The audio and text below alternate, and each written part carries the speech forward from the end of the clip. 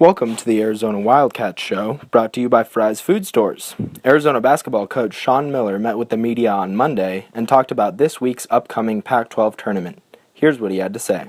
How do you approach a week like this, and has that changed the way you approach it when you don't know exactly who you're playing in the first game? No, I mean, I think number one, you prepare for both teams, and because especially in a conference tournament, anything can happen, as we know, on a neutral court setting, and the familiarity that we have with each other as teams.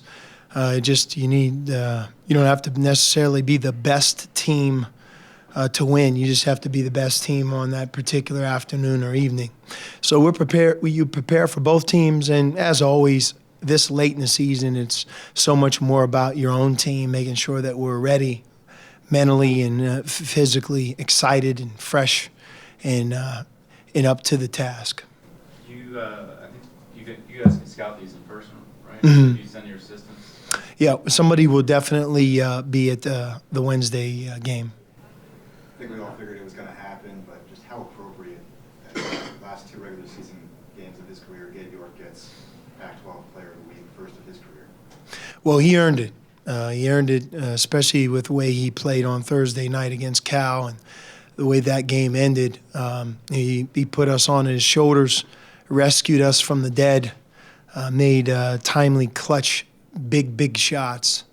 And you always hope that your best players, your best perimeter players, your best shooters make big shots when they count, especially when you're a senior. And in Gabe's case, all of those things were true. And to follow that Thursday night finish up with the complete game that he had against Stanford, one of the great shooting performances that I've seen, making 9 threes in one game in a conference game, is quite an achievement. So I'm glad he was able to do it. I think that gives us 3 different players this season, Alonzo, Ryan, and Gabe, who all were Player of the Week award winners. And in this conference this year with so many talented players and great performances, I think it says a lot about those guys and our team as well. And hopefully when the postseason awards come out this afternoon, we'll have a few of our players on those as well.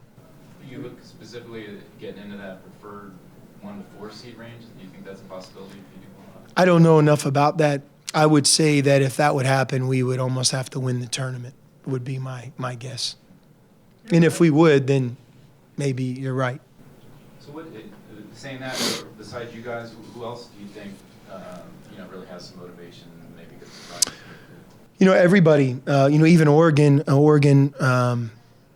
Look, I don't see anyone in this country that deserves a top 2 seed line more than them. If you look at their RPI, their strength of schedule, how successful they were in the non-conference season, they lost a real key player, Tyler Ennis. No. Yeah. Ennis. I'm sorry, Dylan. Tyler's his brother, Dylan. And, Dylan was, at that point, I think, more a part of what they thought they were going to have, and then, they reconstructed their team.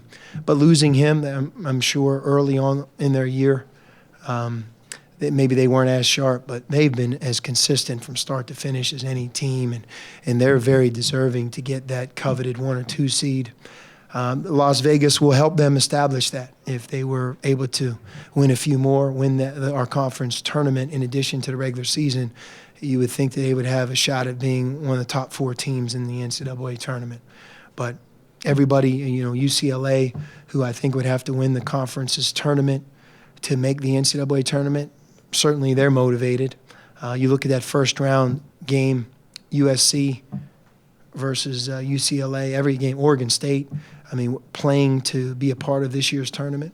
So there's a lot of great basketball that's going to be in Las Vegas this year, perhaps deeper and with more meaning than ever. Try this matchup. Low prices and faster checkout. You can count on it at Fry's.